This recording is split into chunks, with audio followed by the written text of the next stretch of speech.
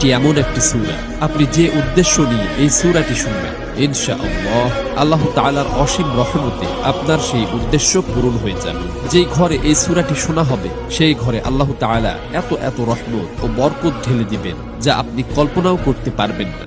আপনার ঋণ থাকলে গায়েব থেকে সেই ঋণ পরিশোধ হয়ে যাবে, অভাব অনটন থাকলে তা দূর হয়ে যাবে, রিজিকের ব্যবস্থা হবে, জীবনের দুঃখ কষ্ট এবং পেরেশানিগুলো দূর হয়ে যাবে ইনশাআল্লাহ।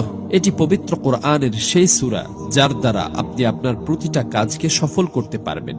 প্রিয় দর্শক, সূরাটি আপনাদেরকে প্রথম থেকে শেষ পর্যন্ত মনোযোগ দিয়ে সম্পূর্ণ শুনতে হবে, কেননা যদি অর্ধেক শুনেই চলে যান তাহলে আপনাদের কোনো কাজই সফল হবে না। এজন্য মনোযোগ দিয়ে পরিপূর্ণ সূরাটি প্রথম থেকে শেষ পর্যন্ত শুনুন। মহান আল্লাহর কাছে প্রার্থনা করি, হে আল্লাহ, যারা তোমার পবিত্র কোরআনের এই সূরাটি শোনার জন্য অপেক্ষা করছে, আপনি তাদের জীবনের সকল দুঃখ কষ্ট